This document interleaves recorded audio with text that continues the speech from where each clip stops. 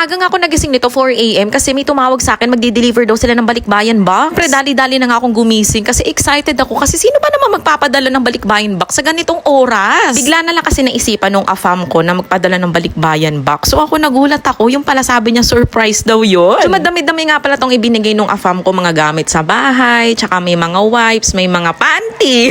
Ngayon na nga lang ulit ako naka-receive ng balikbayan box kasi nung nabubuhay yung mama namin, madalas din magpadala yung afam namin sa Amerika ng mga ganito, yung mga balikbayan box. Ba, tapos ngayon trentahin na ako, may asawa na ako, wala pang anak, pero pinadalan pa rin niya tayo ng balikbayan box. Yan sa #1 supporter ko, yung afam ko na yan, grabe. Kaya thank you so much for the love and support, mabuhay ka ng matagal.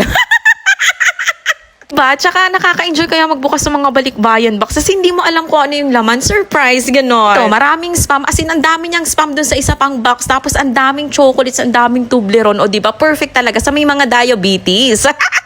Pag kami mga bisita kami sa bahay, tuwang-tuwa na yung mga yan kasi ang daming chocolate sa lamesa namin. Yung maliit na box nga pala yung nabuksan na natin. So, nandito na tayo sa pinakamalaking box. Mas nag-e-enjoy nga ako sa pag-unbox ng balikbayan box kaysa sa mga PR boxes ko eh.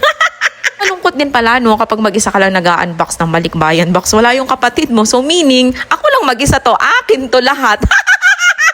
Na tayo tawa, masyado na tayong masaya. Mag-focus na tayo sa pag-unbox. So ito, meron tayo ditong mga skincare. Excited na nga rin pala ako gamitin itong mga pop-up flowers kasi perfect to kapag may mga party ka o kaya gusto mo lang mag-decorate sa bahay. May din siya pinadalang mga disposable utensils and plates na may mga design. Sa bahay, hindi na rin kami bumibili ng mga disposables kasi kumpleto na rin kami lagi. Tapos may mga design pa. Diba? Ang cute. Na-realize ko habang naghahalukay ako ng mga pasalubong dito sa box. Diba? Palalim ng palalim. Grabe, sobrang hirap siguro talaga mag-pack nito. Siyempre, yuko ka ng yuko. Tapos, ang lalim, diba? Ang sakit kaya sa balakang. Ayun na nga, thank you so much talaga sa afam namin na nagpadala nito. Mabuhay ka.